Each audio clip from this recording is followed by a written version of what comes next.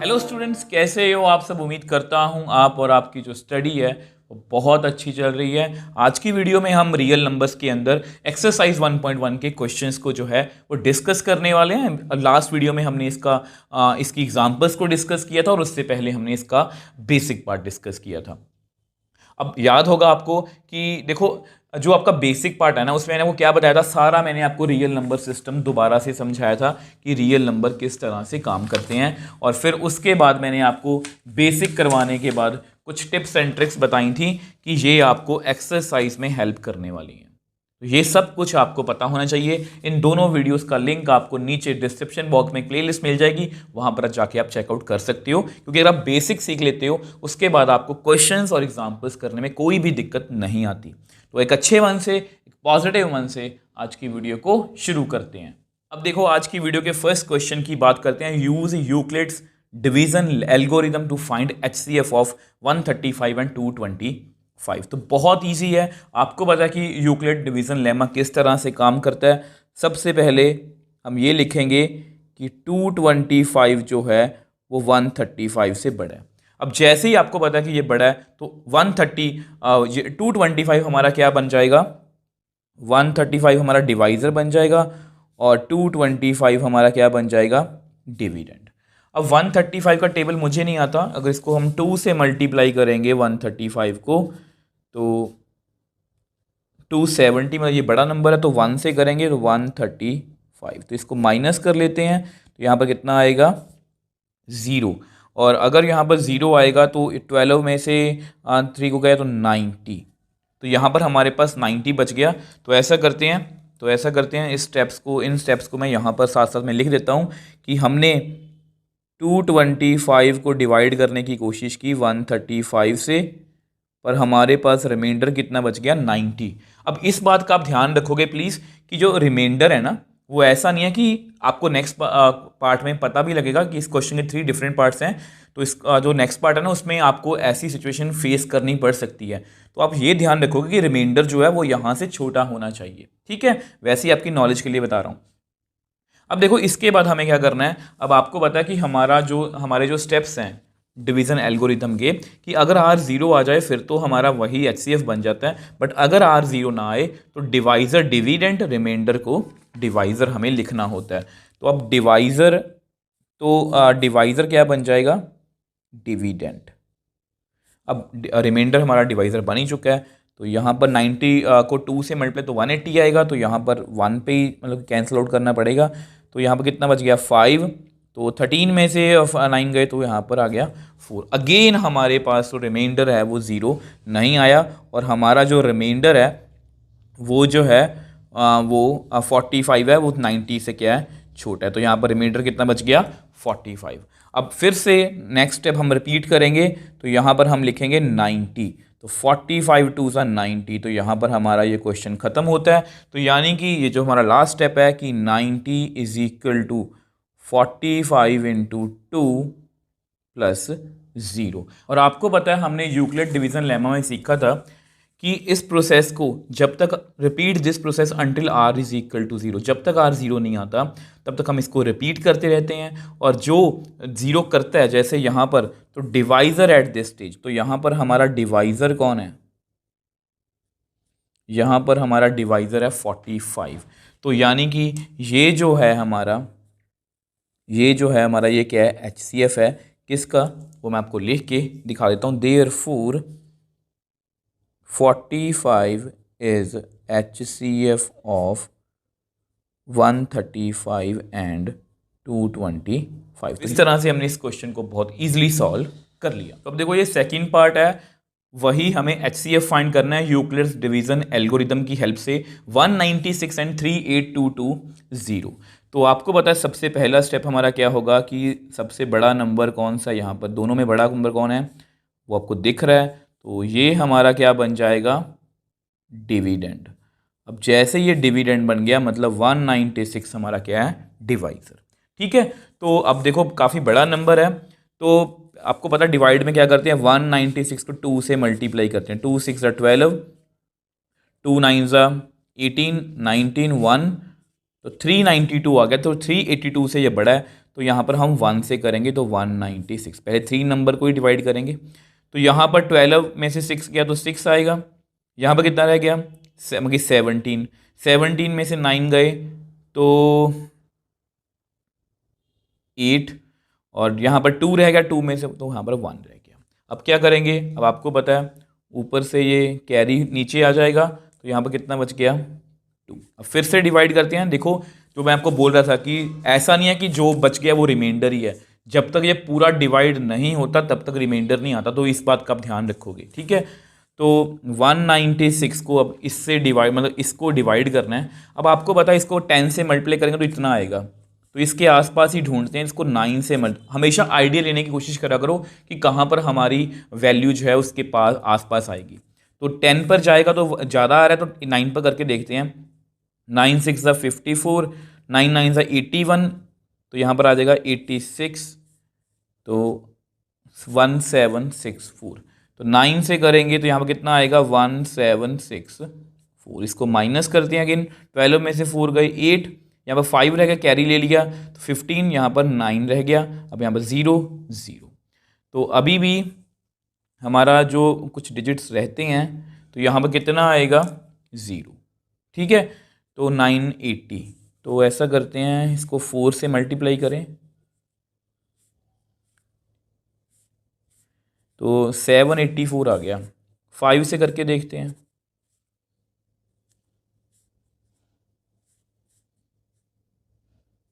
तो ये तो पूरा डिवाइड ही हो गया, यस ये पूरा डिवाइड हो गया।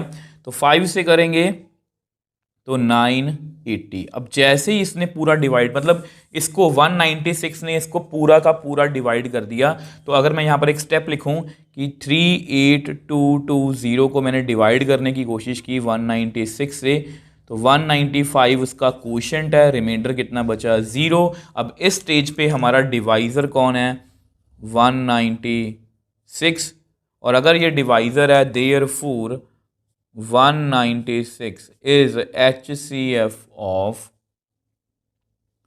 196 and 38220। तो इस तरह से हमने इसको बहुत इजीली सॉल्व कर लिया। अब इसका एक और पार्ट रह गया, उसको हम नेक्स्ट पेज पे सॉल्व करते हैं। अब देखो ये उसी क्वेश्चन का थर्ड पार्ट है, तो बहुत इजी क्वेश्चन है ये भी। तो सबसे पहले क्या करेंगे, आपको पता है 867 बड़ा है 255 से, तो 255 हमारा डिवाइज़र है, 867 हमारा क्या है, डिविडेंड। तो डिवाइड करके देखते हैं।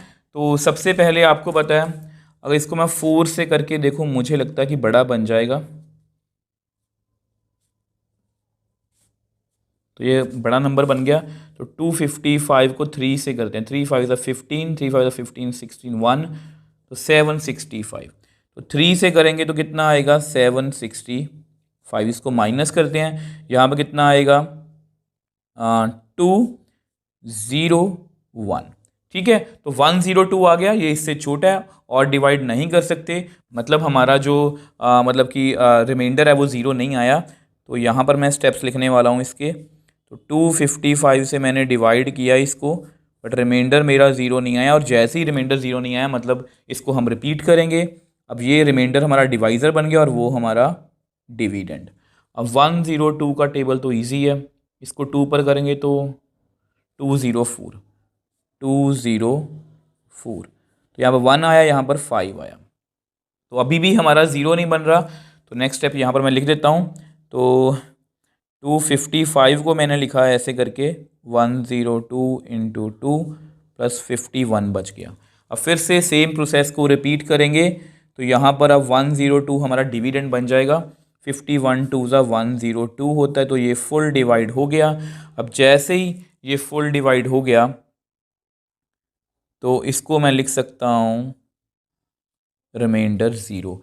अब अगर ये हमारा रिमाइंडर 0 आया यहाँ पर, तो हमारा डिवीज़न लेमा क्या कहता है, या डिवीज़न एल्गोरिदम क्या कहता है कि जिसने 0 किया है वो कौन है, डिवाइज़र।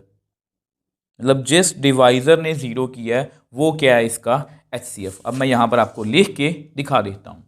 तो यहाँ पर मैंने वही लिखा कि 51 क्या है कि इनका HCF। तो इस तरह से हमने ऐसे हम हमारे सामने कोई भी क्वेश्चन आएगा तो हम उसको बहुत ईजिली जो है वो सॉल्व कर लेंगे। बस आपने अपना बेसिक नहीं भूलना, जो मैंने आपको स्टेप्स बताए हैं कि अगर ऐसा कोई भी क्वेश्चन आएगा तो उसको हम इसी प्रोसेस से याद रखेंगे। सो नेक्स्ट क्वेश्चन सेकंड की बात करते हैं। बहुत इजी क्वेश्चन है। अगर आपने लास्ट एग्जांपल्स वाली वीडियो देखी है तो वैसा ही क्वेश्चन है। Show that any positive odd integer is of the form 6q+1 और 6q+3 और 6q+5 where q is some integer. अब इन क्वेश्चंस का मतलब क्या है? इन क्वेश्चंस का मतलब यही है कि किसी भी ऑड पॉजिटिव इंटीजर को मैं इस फॉर्म में लिख सकता हूं। इसका मतलब बस ये है। अब ये मतलब तो हम समझ गए, इसको करना कैसे है।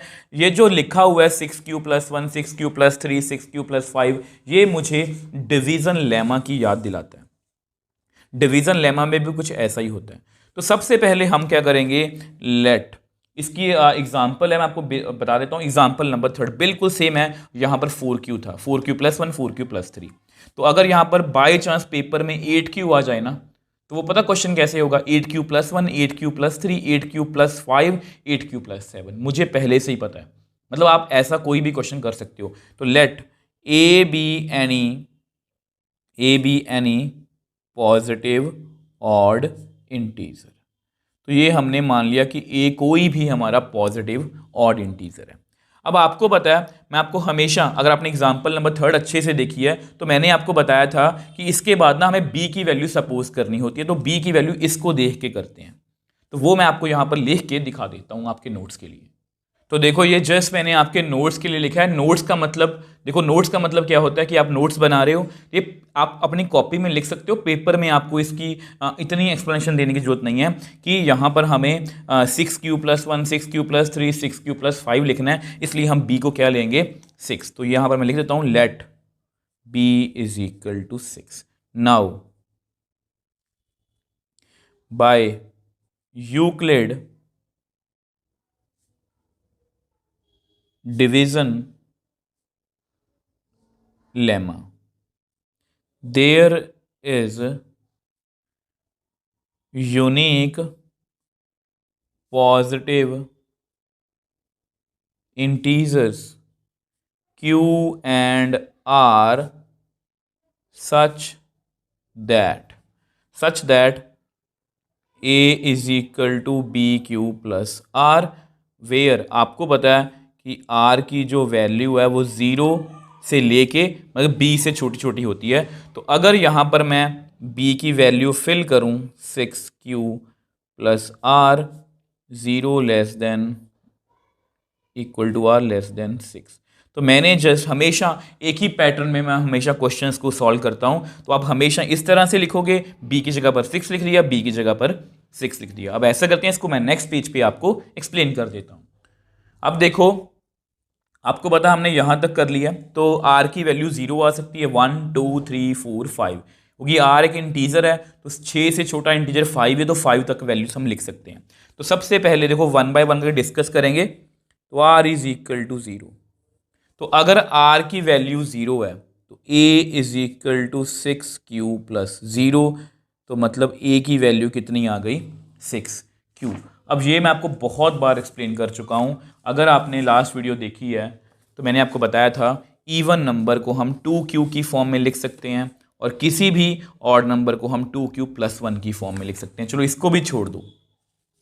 अब 6q, अब देखो, अब q एक इंटीजर है, q एक इंटीजर है, तो अगर आप यहाँ पर 1 फिल करोगे तो 6 आएगा, 2 फिल करोगे तो 12 आएगा, 3 फिल करोगे तो 18 आएगा, 4 फिल करोगे तो 24 आएगा। आप मेरे को बताओ ये कौन से नंबर हैं? ये सारे कौन से नंबर्स हैं? इवन। मतलब 6q हमेशा एक इवन नंबर है, क्योंकि मतलब कि इसको जब भी कोई भी इंटीजर अगर वैल्यू रखेंगे तो हमें हमेशा एक मतलब कि इवन नंबर मिलेगा। तो यहाँ पर मैं आपको नोट्स के लिए आपको लिख के दिखा देता हूँ।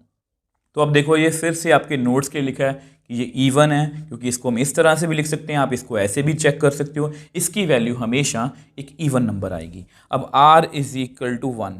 अब ये नेक्स्ट केस है, ठीक है, r = 1। जब इसको फिल करोगे तो a = 6q+1, ठीक है। अब वैसे ही आपको पता है कि ये इवन नंबर है, 6q क्या है, एक इवन नंबर है। अब इवन नंबर कोई उठा लो 6, अब इसमें 1 ऐड करना 7, इसमें 1 ऐड करना 13, इसमें 1 ऐड करना 19, इसमें 1 ऐड करना 25। ये सारे क्या हैं? ऑड नंबर्स हैं, मतलब ये हमेशा हमें एक ऑड नंबर देगा। अब यहाँ पर मैं आपके नोट्स के लिए आपको लिख के दिखा देता हूँ। अब देखो मैं आपको बार बार बोल रहा हूँ कि ये आपके नोट्स के लिए है, इसका मतलब यही है कि इसको आपको पेपर में नहीं लिखना, ये जस्ट आपको समझने के लिए है कि ये 6q इवन है, तो अगर उसमें हम 1 ऐड करेंगे तो हमें हमेशा एक ऑड नंबर मिलेगा। अब सेम वे से नेक्स्ट जो केस है उसकी बात करते हैं। अब नेक्स्ट केस है हमारा r इज इक्वल टू 2। तो इसका क्या मतलब हुआ कि a is equal to 6q plus 2। तो इवन नंबर है, 6q एक इवन नंबर है, तो 6, 12, 18, 24, इसमें इवन नंबर ऐड करो, 2 ऐड करो, 8, 14, 20, 26, ये सारे क्या हैं? इवन नंबर्स है। मैं आपको लिख के दिखा देता हूँ। अब देखो ये भी फिर से आपको लिख के दिखाया है, इसमें हम अगर 2 ऐड करेंगे तो हमें हमेशा एक इवन नंबर मिलेगा। अब नेक्स्ट केस की बात करते हैं। अब जो नेक्स्ट केस है वो है हमारा r इज इक्वल टू 3। ठीक है, मुझे लगता है आप प्रोसेस तो समझ ही गए हो कि आप खुद भी कर सकते हो। मतलब मैं हमेशा कोशिश करता हूँ कि इस तरह से क्वेश्चन को समझाया जाए कि आप वो प्रोसेस आपको वो याद ही हो जाए। अब ये 6q प्लस 3 है, अब कोई भी इवन नंबर, 6q इवन है तो इवन नंबर उठा लेते हैं, 6, 12, 18। ऐसा नहीं है कि मेरे वाले इवन नंबर लेने हैं, अब कोई भी और इवन नंबर ले लेना, इसमें 3 ऐड करो सब में।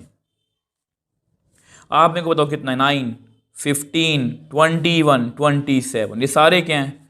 ऑड नंबर्स हैं। तो यानी कि हमें हमेशा इसका आंसर क्या मिलेगा? ऑड। फिर से वही कहानी कि मैंने आपको लिख के दिखाया कि अगर हम इवन नंबर में 3 को ऐड करेंगे तो हमें हमेशा एक ऑड नंबर मिलेगा। अब नेक्स्ट केस की बात करते हैं। अब जो नेक्स्ट केस है वो है r इज इक्वल टू 4। तो आपको पता है a is equal to 6q plus 4।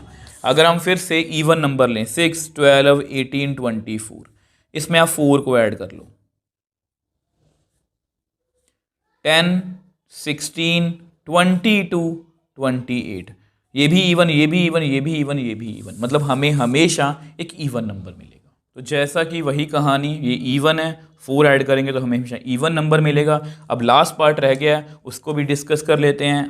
r is equal to 5। वैसे इसका आंसर आपको पहले ही पता होगा कि 6q प्लस 5 का आंसर क्या होगा।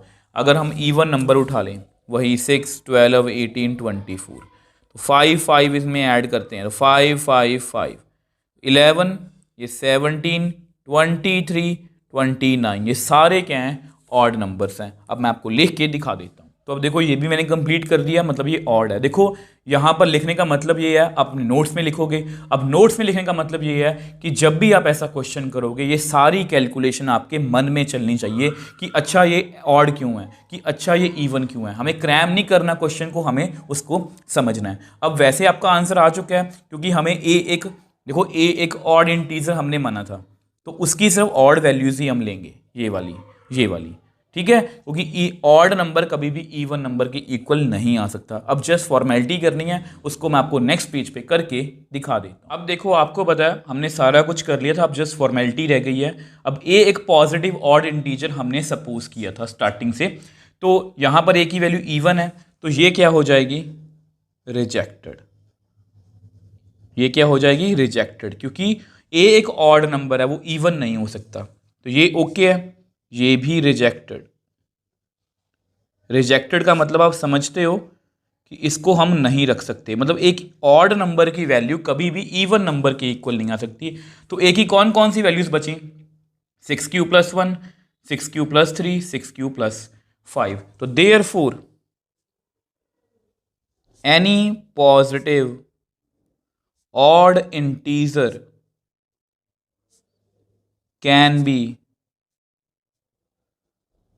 written in the form of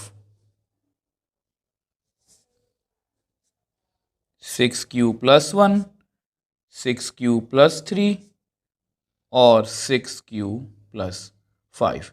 तो मतलब इसी तरह से हम लिख सकते हैं। आई होप इस क्वेश्चन को आप अच्छे से समझ पाए हो। मैंने पूरे एफर्ट्स लगाए कि आप इस क्वेश्चन को अच्छे से जो है वो समझ पाओ। और वैसे भी ये क्वेश्चन किसी भी और फॉर्म में पूछा जा सकता है। मैंने आपको पहले ही बताया था, यहाँ पर 8q भी आ सकता है, 10q भी आ सकता है, कुछ भी आ सकता है। बस हमें अपना जो बेसिक है उसको नहीं छोड़ना। अगर हम अपना बेसिक क्लियर रखेंगे तो हमें ऐसे किसी भी क्वेश्चन में कोई दिक्कत नहीं आएगी।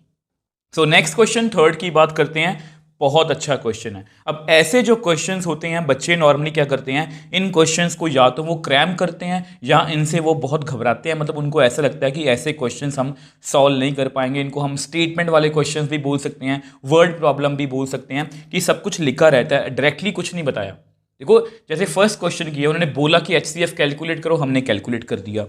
तो ऐसे क्वेश्चन में हमें खुद से देखना होता है।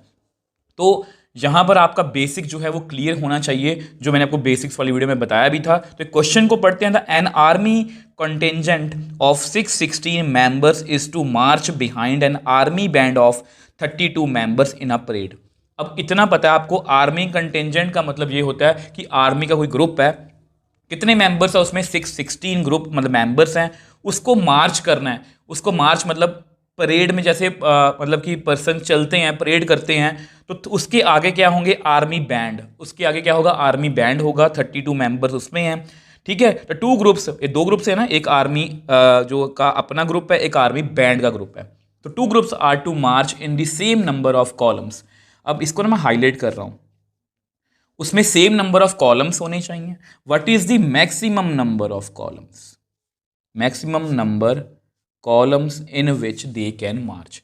तो ये दोनों जो वर्ड हैं, ये दोनों वर्ड हमें मतलब कि बार बार बोल रहे हैं कि हमें यहाँ पर क्या कैलकुलेट करना है, HCF। जिन बच्चों ने बेसिक वाली वीडियो देखी है, तो मैंने आपको क्या समझाया था बेसिक वाली वीडियो में, कि when we have to divide two objects two things, जैसे यहाँ पर दो ग्रुप्स की बात की गई है। अब इन दो ग्रुप्स को हमें बांटना है। लार्जेस्ट, एक ऐसा लार्जेस्ट नंबर चाहिए जो दोनों को इक्वल इक्वल पार्ट्स में डिवाइड कर दे। तो यहाँ पर इक्वल नंबर की बात भी हो रही है, मैक्सिमम या लार्जेस्ट की बात भी हो रही है। मतलब यहाँ पर हमें HCF फाइंड करना है। अब आपको याद होगी हमारी एग्जाम्पल नंबर 4, जो बर्फी वाला क्वेश्चन था, उसको मैंने आपको एग्जाम्पल से समझाया था कि बेसिकली वहाँ पर हो क्या रहा है। अगर आप यहाँ पर भी एग्जाम्पल से करना चाहते हो तो आपको पता है, मान लो यहाँ पर 4 जो हैं वो आर्मी बैंड है, इसको मैं AB लिख रहा हूँ। अब 12 मेंबर्स जो हैं वो दूसरे हैं आर्मी के, ये 12 मेंबर्स हैं, ठीक है। तो इसको मैं ऐसे लिख रहा हूँ, ठीक है। तो इसको मैं ऐसे लिख रहा हूँ। अब मान लो, देखो ये हो सकता है अगर यहाँ पर ये ना लिखा रहे कि सेम नंबर ऑफ कॉलम्स, या कुछ भी ना लिखा रहे, तो हम उसको एक के पीछे एक लगा सकते हैं। मतलब पहले 4 मतलब आर्मी बैंड वाले, उसके पीछे 12 मेंबर्स। बट उन्होंने कहा है सेम नंबर ऑफ कॉलम्स हो, मैक्सिमम नंबर ऑफ कॉलम्स हो। तो अगर इसको मैं ऐसे डिवाइड करूँ, देखो 2 आर्मी बैंड आगे आगे, 2 आर्मी बैंड यहाँ पर उसके पीछे आगे, उसके पीछे आप 12 मेंबर्स लगा सकते हो। 2 3 4 5 6 7 8 9 10 11 12। तो इस तरह से हम हिट एंड ट्रायल से कर सकते हैं। तो बेसिकली यहाँ पर भी सेम नंबर ऑफ कॉलम्स हैं। देखो सेम नंबर ऑफ कॉलम्स है, इसको कॉलम्स बोलेंगे। बट उन्होंने क्या बोला है कि हमें सेम नंबर ऑफ कॉलम्स तो चाहिए, मैक्सिमम नंबर ऑफ कॉलम्स चाहिए। मतलब हमें इनको और भी मतलब डिवाइड करना पड़ेगा। अगर मैं इसको 3 3 में डिवाइड करूंगा तो ये डिवाइड नहीं होगा। तो अगर इसको मैं 4 में डिवाइड कर दूं, ये 4 आर्मी बैंड वाले आगे, और पीछे उसके हमारे 12 जो हैं वो मेंबर्स आगे।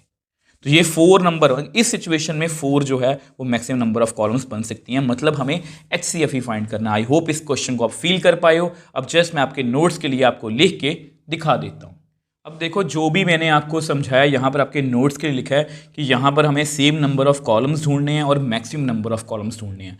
मतलब किसी चीज़ को हमें मतलब कि एक ऐसा नंबर ढूंढना है जो दोनों को बराबर बराबर हिस्सों में बांट दे। मतलब सबसे बड़ा हमें एक ऐसा नंबर ढूंढना है जो दोनों को बराबर बराबर हिस्सों में बांट दे। मतलब हमें HCF कैलकुलेट करना है। और आपको पता है कि HCF कैलकुलेट करने के लिए हम यूक्लिड्स डिवीज़न लेमा की हेल्प लेंगे। अब 616 बड़ा है तो 32 हमारा डिवाइज़र है, और ये क्या हो गया, डिविडेंड। अब 32 को 2 से करेंगे मल्टीप्लाई तो 64 आएगा। तो 32 को मतलब इसी 1 से करेंगे तो यहाँ पर 11 - 2 9 आएगा। यहाँ पर 5 5 - 3 2। तो यहाँ पर ऊपर से कितना 6 कैरी हो गया, ठीक है। तो ये चेक कर लिया करो। अब देखो यहाँ पर 296 है, तो 32 को अगर हम 10 से मल्टीप्लाई करेंगे तो 320 आएगा। मतलब पीछे का कोई नंबर सोचते हैं, 9 से करके देखते हैं। 9 2 = 18, तो यहाँ पर 288, यस ये हो जाएगा। तो यहाँ पर 9, यहाँ पर 288। तो माइनस करते हैं, तो 16 में से 8 गए 8, यहाँ पर 0। अब देखो यहाँ पर मैं आपको एक सजेशन देना चाहता हूँ, ये स्टेप जो भी मैं करता हूँ, देखो ये यूक्लिड डिवीज़न एल्गोरिदम के स्टेप हैं, तो मुझे लगता है कि इनको आपको करके दिखाना चाहिए। तो 32 को मैंने 19 से किया तो भी मेरे पास 8 रिमाइंडर बच गया। अब जब तक रिमाइंडर हमारा 0 नहीं होता इसको हम दोहराते रहेंगे। अब आपको पता है रिमाइंडर हमारा डिवाइज़र बन गया और ये क्या बन जाएगा, डिविडेंड। तो 8 4 ज़ा 32, तो यस इसने डिवाइड कर दिया। तो यानी कि जो हमारा नेक्स्ट स्टेप है 32 is equal to 8 into 4 plus 0। अब जैसे ही हमारा रिमाइंडर 0 आ गया, आपको पता है यहाँ पर हमारे मतलब कि डिवीज़न लेमा में या डिवीज़न एल्गोरिदम में क्या लिखा हुआ है कि repeat this process until r is equal to 0 and divisor at this stage is HCF। तो यहाँ पर हमारा डिवाइज़र कौन है, डिवाइज़र है जी 8। तो यहाँ पर हमारा 8 क्या हो गया, HCF। और यहाँ पर मतलब हमें कितनी कॉलम्स में मतलब मार्च करना चाहिए, 8 कॉलम्स में। तो मैं आपको लिख के दिखा देता हूँ। तो यहाँ पर मैंने लिख दिया कि यहाँ पर 8 इसका HCF है, मतलब 8 कॉलम्स जो हैं वो मैक्सिमम बना सकते हैं। तो उनमें हमेशा जो उनकी डिस्ट्रीब्यूशन होगी, मतलब जितने भी आर्मी मेंबर्स होंगे वो एक एक मतलब बराबर कॉलम्स में रहेंगे। मतलब ऐसा नहीं होगा कि कोई बाहर, जैसे आपको समझाने की कोशिश की थी ना, यहाँ पर 4 इसका HCF है, ध्यान से देखो 4 3 ज़ा 12, तो मैंने 4 में डिवाइड करके आपको दिखाया था। आई होप इस क्वेश्चन को आप समझ भी पाए हो और फील भी कर पाए हो। इस तरह के question exam point of view से भी इंपॉर्टेंट होते हैं और ऐसे क्वेश्चन हम क्रैमिंग करके बिल्कुल भी नहीं कर सकते। सो नेक्स्ट क्वेश्चन फोर्स की बात करते हैं। अब ये जो क्वेश्चन है ये बेसिकली क्वेश्चन नंबर हमारा जो है सेकंड बोल सकते हो या एग्जाम्पल नंबर 3 बोल सकते हो, उसके जैसा है। अब ये बोल सकते हो कि ये उन दोनों क्वेश्चन से एडवांस क्वेश्चन है। तो मैं ऐसा क्यों बोल रहा हूं, तो देखो पहले क्वेश्चन को पढ़ते हैं। Use Euclid division lemma to show that square, अब ये चीज यहां पर नहीं है, square of any positive integer is either of the form 3m और 3m+1। मतलब किसी भी स्क्वायर को, इंटीजर के स्क्वायर को, किसी भी इंटीजर के स्क्वायर को इन दोनों फॉर्म में लिखा जा सकता है। ये हमारा क्वेश्चन है। तो सबसे पहले let a be any positive integer, ठीक है। अब आपको पता है हमें यूक्लिड डिवीजन लेमा क्या कहता है कि हम किसी भी इंटीजर को इस तरह से लिख सकते हैं। तो उसके लिए हमें b चाहिए। अब b इसको देख के हम डिसाइड करते हैं, तो वो जस्ट मैं आपके नोट्स के लिए लिख के दिखा देता हूं। तो अब देखो ये जस्ट आपके नोट्स के लिए, क्योंकि 3m और 3m+1 है तो इसलिए b की वैल्यू क्या होगी 3। Let b is equal to 3। ये आपको पेपर में लिखने की जरूरत नहीं है, इसलिए मैंने यहाँ पर let b is equal to 3 लिखा है, ठीक है। इसका मतलब ये है कि ये आपके मन में होना चाहिए। तो इसके बाद आपको पता है बाय यूक्लिड डिवीजन लेमा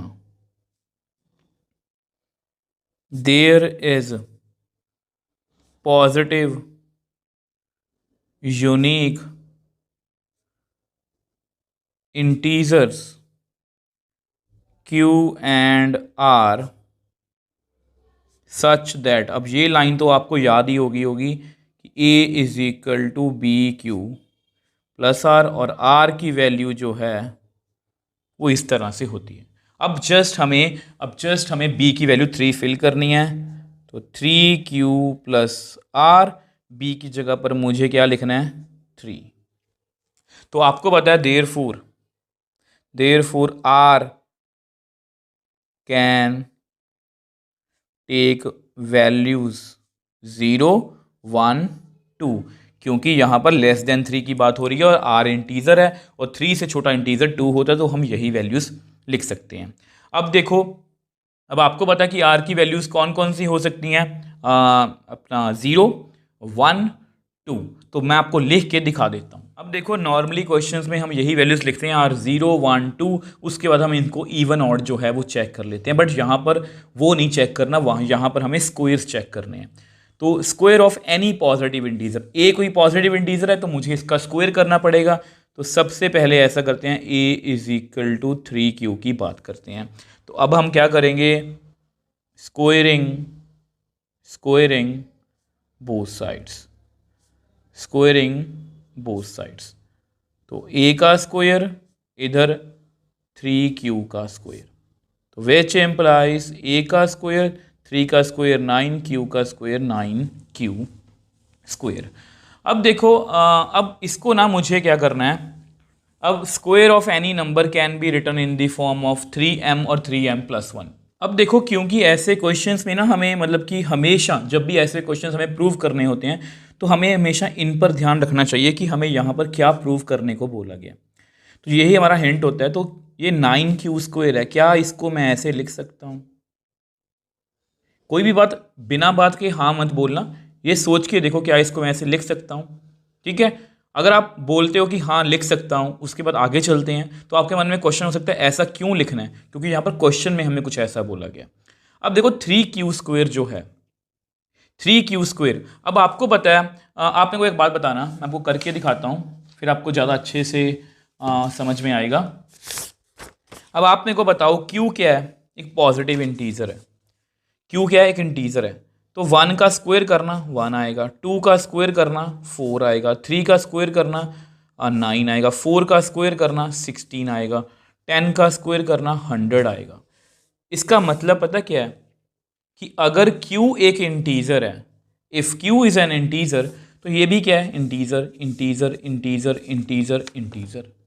ठीक है, और दूसरी बात, अगर उसको मैं 3 से मल्टीप्लाई कर दूं, इसको आप ऐसा करो 3 से मल्टीप्लाई कर दो, 3, 12, 27, 48, 300। अब आप मेरे को बताओ ये क्या है? Integer integer integer integer integer, मतलब 3q स्क्वायर जो है ये एक इंटीजर है। ठीक है, और अगर ये इंटीजर है तो यहाँ पर वही लिखा गया 3m वेयर्स m क्या है? एक इंटीजर है। तो इसको मैं ऐसे लिख सकता हूँ, मैं आपको लिख के दिखा देता हूँ।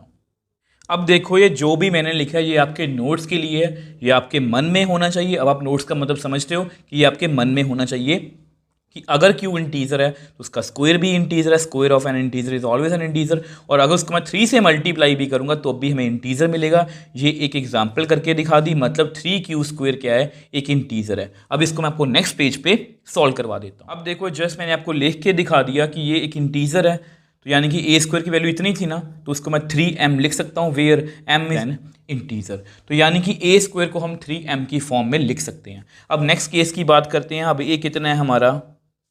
3q+1। अब फिर से हमें यहाँ पर क्या करना पड़ेगा? स्क्वायरिंग बोथ साइड्स, क्योंकि हम यहाँ पर स्क्वायर की बात कर रहे हैं। तो स्क्वायरिंग बोथ साइड्स, तो a का स्क्वायर। अब यहाँ पर कुछ बच्चे गलती करते हैं, अब मैं आपको गलती बताने वाला हूँ, क्योंकि ना जब हम किसी बात को लेके टोक देते हैं तो फिर आपसे वो गलती होने के चांसेस कम रहते हैं। कुछ बच्चे इसको ऐसे लिखते हैं कि 3q का स्क्वायर प्लस 1 का स्क्वायर, ये गलत है। यहाँ पर होल स्क्वायर की बात हो रही है। और आपको एक फॉर्मूला पता होगा, एक आइडेंटिटी पता होगी, a प्लस बी का होल स्क्वायर कितना होता है? A square plus 2ab plus B square. ये आइडेंटिटी आपको पता है, अगर नहीं पता तो आपको ये पता होनी चाहिए, इसको आप याद करना ही पड़ेगा। तो A square is equal to, तो इसको मैं कैसे लिखूंगा? ए की जगह पर क्या लिखूंगा? 3q का होल स्क्वायर प्लस 2, ए की जगह पर 3q, बी की जगह पर 1 प्लस 1 का होल स्क्वायर। तो यहाँ पर मैंने आइडेंटिटी लगा दी। तो A square is equal to 9q square plus 6q plus 1। अब फिर से बहुत से बच्चों को देखो, मेरा हमेशा से ये मोटिव होता है, देखो मैं एक टीचर हूँ, मुझे ये सारे क्वेश्चंस आते हैं, मैं आपको डायरेक्टली इसके बाद बता दूंगा ये करना है, बट मैं आपको हमेशा एक थॉट प्रोसेस देना चाहता हूँ कि आपको पता होना चाहिए कि इसके बाद हमें क्या करना है। अब देखो क्योंकि हमारे क्वेश्चन में हिंट छुपा हुआ है, हमें इसको 3m और 3m+1 की फॉर्म में लिखना है। तो यानी कि मुझे यहाँ पर किसी ना किसी तरीके से 3 चाहिए। तो मैं क्या इन दोनों से मैं 3 को कॉमन ले सकता हूँ? यस, ले सकते हैं। तो मैं यहाँ से ही 3 को कॉमन ले लेता हूँ। तो अंदर कितना आएगा? 3q square plus 2q plus 1। ठीक है, अब इसके आगे की एक्सप्लेनेशन आप जानते हो, इसको मैं अब m लिखूंगा, ये 3m+1 की फॉर्म बनेगा। अब वो कैसे बनेगा? अब आपको पता है, हम ये प्रूव कर चुके हैं कि 3q स्क्वायर एक इंटीजर है। 3q स्क्वायर एक इंटीजर है। ठीक है, ये आपको पता है। अब आपको पता है q भी एक इंटीजर है, q भी एक इंटीजर है। तो अगर इसको मैं 1 लिखूं तो 2 से मल्टीप्लाई करूं तो वो भी एक इंटीजर है, 2 लिखूं मल्टीप्लाई करूं वो भी एक इंटीजर है। तो मतलब ये 2q भी क्या है, एक इंटीजर है। और अगर हम दो इंटीजर्स को ऐड करते हैं, जैसे मान लो 2 और 6 कितना आया 8, 2 और 9 11, तो हमेशा दो इंटीजर्स को ऐड करके हमें इंटीजर ही मिलेगा। तो यहाँ पर जस्ट मैं आपके नोट्स के लिए आपको लिख के दिखा देता हूँ। तो अब देखो ये जस्ट आपके नोट्स के लिए लिखा है, q एक इंटीजर है तो 2q भी इंटीजर है, और 3q² को हम पहले ही प्रूव कर चुके हैं। तो अगर हम दो इंटीजर्स को ऐड करेंगे तो हमें हमेशा एक इंटीजर मिलेगा। तो ये एक एग्जांपल है, तो इसका मतलब ये भी एक इंटीजर है। तो सिंस आप पेपर में क्या लिखोगे, ये मैं इसलिए दोबारा से लिखता हूँ, नहीं तो मैं बोल सकता हूँ कि यहाँ पर लिखा हुआ है, ये आपके मन में होना चाहिए, ये पेपर में लिखोगे। Since 3q² + 2q is an integer, अगर ये इंटीजर है, देयरफॉर a² की वैल्यू कितनी है 3 × 3q² + 2q + 1। ठीक है, तो आप इसको ऐसे लिख सकते हो, which implies a² = 3m + 1 where m = 3q² + 2q is an integer. तो यानी कि a² को मैं 3m + 1 की फॉर्म में जो है वो लिख सकता हूँ। ये आपके सामने मैंने आपको लिख के दिखा दिया। अब लास्ट पार्ट रह गया, अब उसको भी कर लेते हैं। अब लास्ट पार्ट है हमारा, लेट a = 3q + 2। अब यहां पर भी हम क्या करेंगे, स्क्वायरिंग बोथ साइड्स। अब जो गलती मैंने वहां पर आपको बताई थी वो हम दोहराएंगे नहीं, यहाँ पर होल स्क्वायर की बात हो रही है, और इसकी आइडेंटिटी मैं आपको जो है वो लिख के दिखा देता हूँ। a² + 2ab, मैं कोशिश करूँगा कि सभी फॉर्मूलाज को आपको अलग से मैं PDF बना के दे दूँ।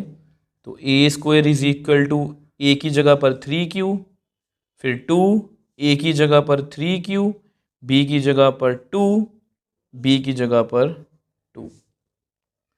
तो a² = 9q², 2 2 = 4, 3 = 12q + 4।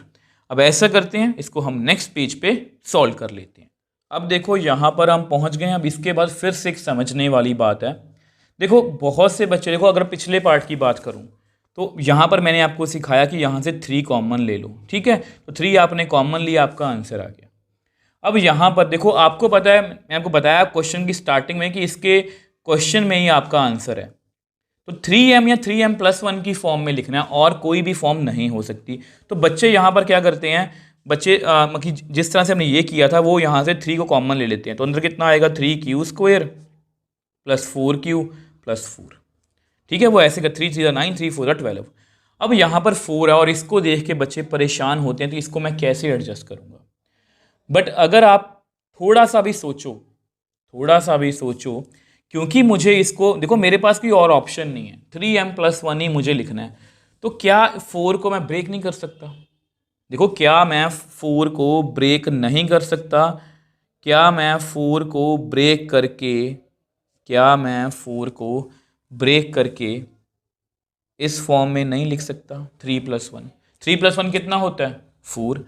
अब देखो ये लिख दिया आपने, समझ भी लिया। आपको मैंने रीज़न भी बताया कि ऐसा क्यों करना है हमें, क्योंकि हमें 3m + 1 की फॉर्म में ही उसको लिखना है। तो मुझे यहाँ से आइडिया मिला कि ऐसे तो मेरा काम नहीं बनेगा, तो यहाँ से मैंने इसको 3, अब यहाँ से मैं 3 को कॉमन ले सकता हूँ। तो 3q² + 4q + 1 + 1। अब इसको मैं m की शेप में लिख सकता हूँ। अब आपको पता है, पिछले में भी किया है, q इंटीजर है तो 4q भी इंटीजर है, ये हमने पहले ही प्रूव कर दिया था। और दो इंटीजर्स को ऐड करेंगे तो वो भी एक इंटीजर होगा, उसमें 1 को ऐड करेंगे वो भी एक इंटीजर है। देखो दो इंटीजर्स को मैंने ऐड किया था यहाँ पर आपके सामने, 8 आया था, उसमें 1 ऐड कर दो 9, 11 आया था, इसमें 1 ऐड कर दो 12। तो दोनों क्या है, इंटीजर ही हैं। तो हमें हमेशा एक इंटीजर ही मिलेगा। जस्ट आपके नोट्स के लिए फिर से लिख के दिखा देता हूँ। अब देखो फिर से आपके नोट्स के लिए q इंटीजर है, 4q भी इंटीजर है, 3q² को हम पहले प्रूव कर चुके हैं, 1 भी इंटीजर है, और अगर हम सभी इंटीजर्स को ऐड करेंगे तो हमें हमेशा एक इंटीजर मिलेगा। तो ये एक इंटीजर है, तो विच एम्प्लाइज a² की वैल्यू कितनी थी हमारे पास, 3q² plus 4q plus 1 plus 1, तो which implies a² is equal to 3m plus 1। तो इसको भी मैंने उसी फॉर्म में लिख लिया।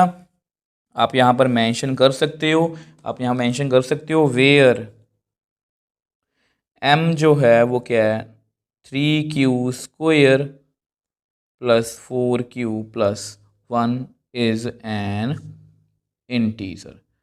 तो हमारे पास 3 केस थे, तीनों को मैंने 3m प्लस 1 या 3m की फॉर्म में लिख लिया। अब जहाँ यहाँ पर जस्ट फॉर्मेलिटी है वो मैं आपको करके दिखा देता हूँ। देखो ये फॉर्मेलिटी है, a² इज इक्वल टू इतनी वैल्यू थी 9q², उसको मैंने 3m लिख लिया था, इसको मैंने 3m प्लस 1 लिख लिया था, इसको मैंने आपके सामने 3m प्लस 1 लिख लिया। तो मतलब जितने भी पॉसिबल केस थे सभी में मैंने आपको इसको 3m या 3m प्लस 1 की फॉर्म में लिख के दिखा दिया। तो इस तरह से किसी भी स्क्वायर, किसी भी पॉजिटिव इंटीजर के स्क्वायर को हम इस तरह से जो है वो लिख सकते हैं। मैंने पूरे एफर्ट्स लगाए हैं कि इस क्वेश्चन को आप इजीली जो है वो समझ पाओ। आई होप आपको ये अच्छे से समझ में भी आया होगा।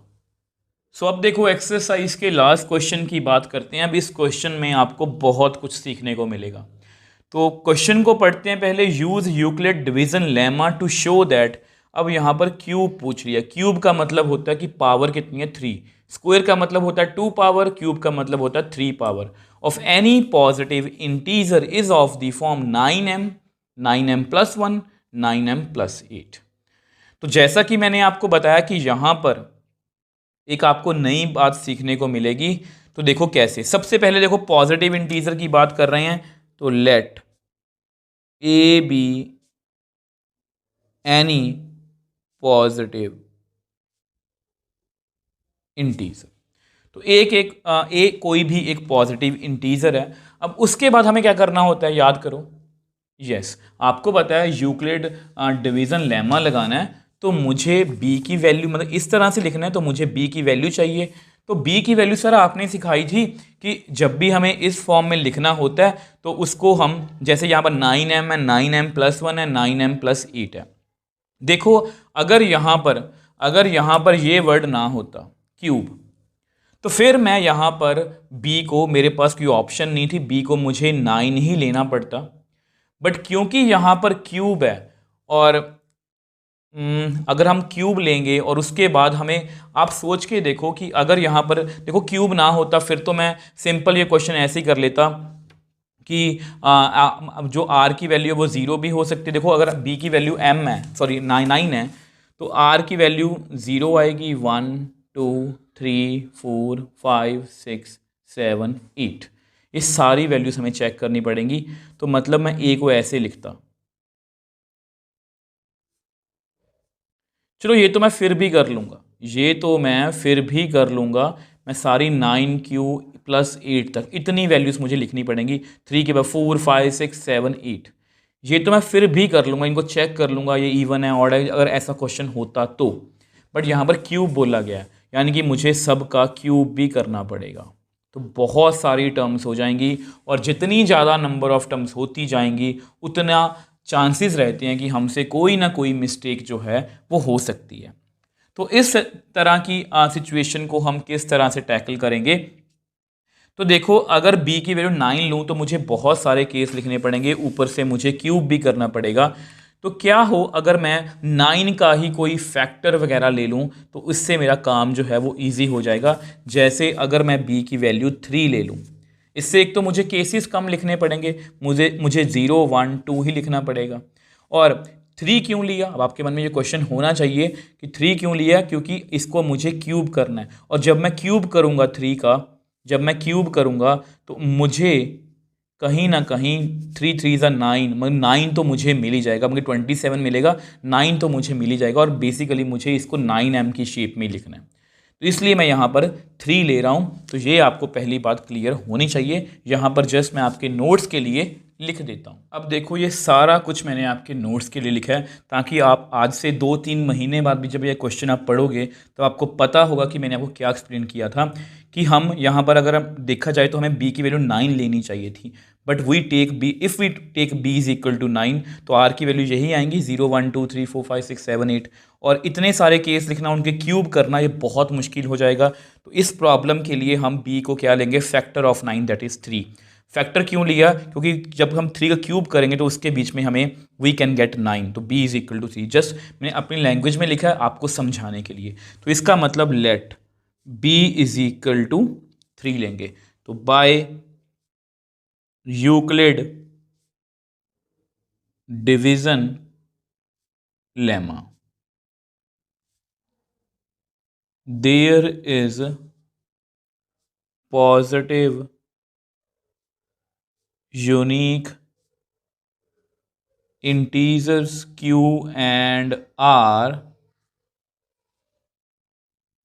such that a is equal to bq plus r, और जो r की वैल्यू आपको पता है वो इस तरह से होती है। ठीक है, अब जस्ट हमें b की वैल्यू को फिल करना है 3q प्लस आर, और r की वैल्यू इस तरह से काम करेगी।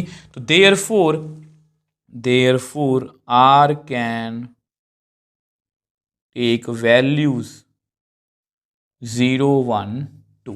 तो ये सभी वैल्यूज हैं, मैं आपको लिख के दिखा देता हूँ। पिछले क्वेश्चन की तरह मैंने आपको लिख के दिखा दिया कि r 0 के लिए ये वैल्यू है, 1 के लिए ये वैल्यू है, 2 के लिए ये वैल्यू है। अब एक एक करके सभी को डिस्कस करेंगे। अब ऐसा करते हैं, उसको हम नेक्स्ट पेज पे सॉल्व कर लेते हैं। अब देखो ये सबसे पहला केस है, आपको पता है क्योंकि हमारे क्वेश्चन में ये आंसर छुपा हुआ है, पहले पर तो क्यूब की बात कर रहे हैं, तो क्यूबिंग जैसे स्क्वेयरिंग होता है तो क्यूबिंग बोथ साइड्स, तो a का क्यूब 3q का क्यूब। ठीक है, तो 3 का क्यूब होता है 27, q का क्यूब। अब आपको पता है आपके क्वेश्चन में ही आंसर है, तो मुझे इसको 9m प्लस 1 मैं आपको लिख देता हूँ यहाँ पर 9m प्लस 1 9m प्लस 8, मैं इसको देख के अपना आंसर बनाऊंगा। अब यहाँ पर इसमें से मैं 9 को कॉमन ले सकता हूँ, तो ये कुछ ऐसा बनेगा, तो 9 इंटू 3q क्यूब। अब आपको पता है फिर से वही प्रोसीजर रहने वाला है। अब q एक इंटीजर है, अब मान लो वो 1 है, तो 1 का क्यूब कितना होगा 1, 2 का क्यूब कितना होगा 8, 3 का क्यूब कितना होगा 27। तो ये सारे क्या हैं, इंटीजर हैं। तो और उसको अगर मैं 3 से मल्टीप्लाई भी कर दूं, अगर 1 को 3 से मल्टीप्लाई कर दूं तो 3 आएगा, 8 को 3 से मल्टीप्लाई करूँ 24 आएगा, 27 को 3 से मल्टीप्लाई करूंगा तो 81 आएगा, तो ये भी इंटीजर है। तो मतलब 3q क्यूब क्या है, एक इंटीजर है। मैं आपको लिख के दिखा देता हूँ। अब देखो ये जस्ट आपके लिए लिखा है, q इंटीजर है, उसका क्यूब भी इंटीजर है, उसको 3 से मल्टीप्लाई करेंगे तो भी एक इंटीजर है। ये एग्जाम्पल है, तो ये एक इंटीजर है सिंस। ठीक है, इसको आप अपने मन में कैलकुलेट करोगे, इसको पेपर में नहीं करना। ये क्या है, एक इंटीजर।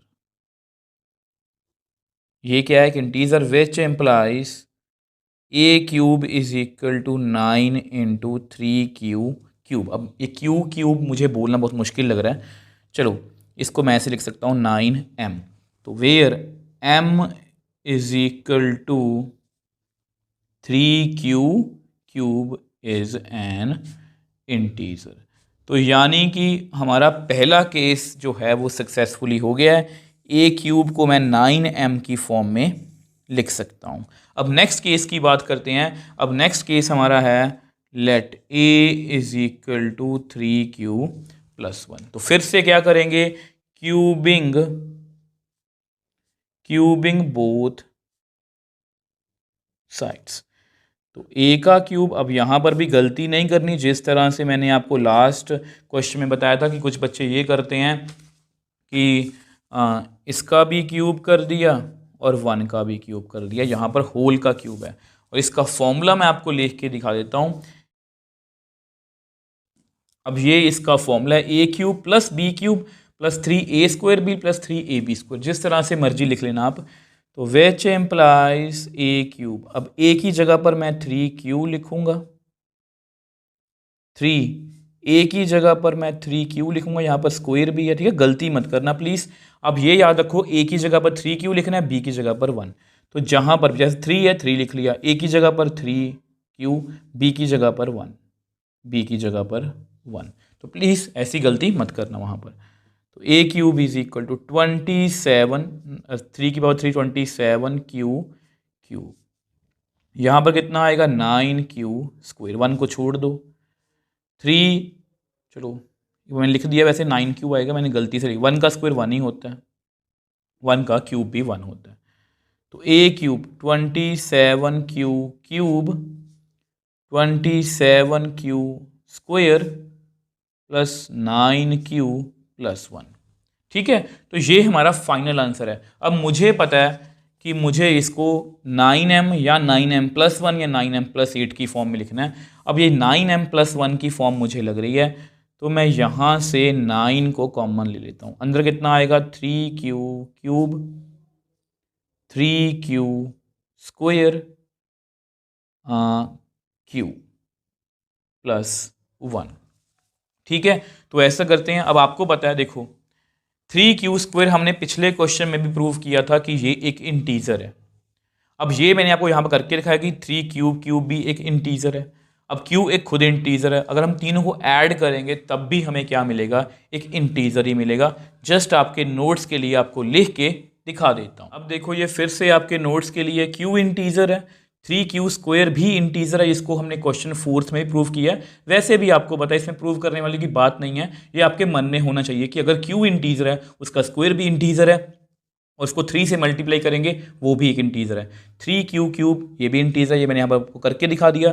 अगर हम तीनों को ऐड करेंगे 6 + 2 + 1, तीनों इंटीजर है, तीनों को ऐड किए तो 9 आया, ये भी एक इंटीजर है। तो ये एक इंटीजर है। अब जस्ट फॉर्मेलिटी है, उसको मैं नेक्स्ट पेज पे कर देता हूँ। तो अब देखो ये वही फॉर्मेलिटी करके दिखाई है कि ये एक इंटीजर है, ये हमने अभी अभी देख लिया। तो ए क्यूब की ये वाली वैल्यू थी, तो उसमें मैंने यहाँ पर क्या किया, उसको m लिख लिया क्योंकि ये एक इंटीजर है। तो ये इसकी m मतलब ए क्यूब को मैंने 9m + 1 की फॉर्म में जो है वो लिख लिया। अब लास्ट केस की बात करते हैं, तो a = 3q + 2। तो अब क्या करेंगे आप मेरे को बताओ। अब आपको सभी स्टेप्स याद हैं, तो क्यूबिंग बोथ साइड्स, तो a का क्यूब, फिर से यहाँ पर अपना स्टेप नहीं भूलना, ये होल का क्यूब है। अब यहाँ पर मैं आपको फॉर्मूला लिख देता हूँ। अब देखो ये आपका फॉर्मूला है, ठीक है। तो a क्यूब, अब ध्यान से a की जगह पर 3q, सॉरी यहाँ पर क्यूब है, ठीक है, ऐसी गलती आप मत करना। 3 a की जगह पर 3q, यहाँ पर स्क्वायर है, b की जगह पर 2, 3 है, a की जगह पर 3q, b की जगह पर 2 है, b की जगह पर 2 है, सॉरी यहाँ पर क्यूब है, बारी बारी स्क्वायर लिख रहा हूँ। चलो, तो a क्यूब = यहाँ पर 27q क्यूब, 3 यहाँ पर 9q स्क्वायर × 2, यहाँ पर 9q, 2 का स्क्वायर 4, 2 का क्यूब 8। तो आगे चलते हैं, 27q क्यूब, 27 को 2 से करेंगे तो 54q स्क्वायर, 36q + 8। तो यहाँ पर पहुँच गए। अब फिर से जब भी ऐसी सिचुएशन आए, अब ये देखो ये भी हो चुका, ये भी हो चुका। तो जिस तरह से लास्ट क्वेश्चन में तो हमारे पास 2 ही ऑप्शंस थी, मैंने उसी को मतलब कि वहाँ पर 4 था, 4 को मैंने 3 + 1 लिख के उसको कन्वर्ट कर लिया। जैसे 4 था यहाँ पर, तो मैंने 3 + 1 लिख के कन्वर्ट कर लिया था। अब यहाँ पर ऐसी नौबत नहीं है, यहाँ पर 8 है तो यहाँ पर भी हमारे पास 8 बचा हुआ है। तो यहाँ से ऐसा करते हैं, 9 को कॉमन ले लेते हैं, तो अंदर आएगा 3q क्यूब, 9 × 6 = 54 होता है, और यहाँ पर 9 × 4 = 36 होता है, तो क्यूब, ठीक है, +8।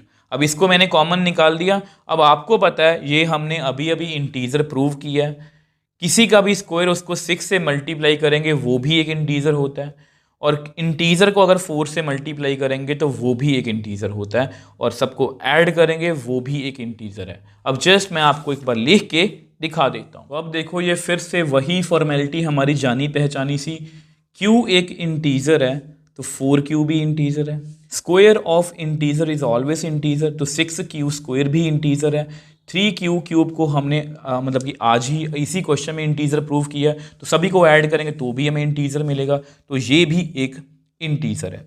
तो सिंस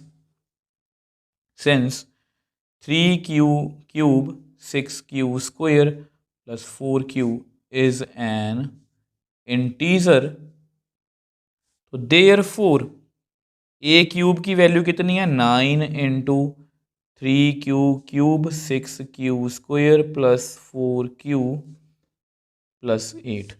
तो a³ को मैं लिख सकता हूँ 9m + 8, where m = 3q³ + 6q² + 4q is an integer. तो इस तरह से हमने इसको भी प्रूव कर दिया। अब जस्ट एक लाइन लिखनी है, उसको मैं आपको नेक्स्ट पेज पे लिख के दिखा देता हूँ। तो अब देखो हमारे पास तीन ही केस थे। a³ को मैंने 9m लिख लिया, a³ को मैंने 9m + 1 लिख लिया, a³ को मैंने 9m + 8 लिख लिया। मतलब यहाँ से हमें ये क्लियर होता है कि किसी भी क्यूब को, किसी भी पॉजिटिव इंटीजर के क्यूब को मैं इस फॉर्म में लिख सकता हूँ। आई होप ये क्वेश्चन आपको समझ में आया है। इसमें समझने वाली मतलब कि जो सबसे इंपॉर्टेंट बात थी वो यही थी कि अगर हम b को यहाँ पर 9 लेते तो हमें यहाँ पर 0 1 2 3 4 5 6 7 8 इन 9 के 9 केसेस डिस्कस भी करने पड़ते और उनका क्यूब भी डिस्कस करना पड़ता, तो क्वेश्चन बहुत ही कॉम्प्लिकेटेड हो जाता। तो यहाँ से हमें ये चीज़ भी सीखने को मिली है कि अगर क्यूब या स्क्वायर का ऐसा कोई क्वेश्चन आएगा तो हम वहाँ पर फैक्टर्स की हेल्प से वो क्वेश्चन जो है वो सॉल्व कर सकते हैं। आई होप देखो मैंने अपने पूरे एफर्ट्स लगाए हैं कि ये पांचों के पांचों क्वेश्चन आपको अच्छे से समझ पाएं, आप इसको अच्छे से समझ पाएं, इनको फील भी कर पाएं, ताकि आप इस जैसे किसी भी और क्वेश्चन को जो है वो सॉल्व कर पाओ। अगर आपको फिर भी कोई डाउट है आप मुझे नीचे कमेंट बॉक्स में लिख सकते हो, मुझे इंस्टाग्राम या टेलीग्राम पर मैसेज भेज सकते हो, मैं आपको हमेशा रिप्लाई करने की कोशिश करता हूँ। और अगर आपको ये वीडियो थोड़ी बहुत भी हेल्पफुल लगी है तो प्लीज़ वीडियो को लाइक कीजिए, शेयर कीजिए और इस चैनल को सपोर्ट कीजिए।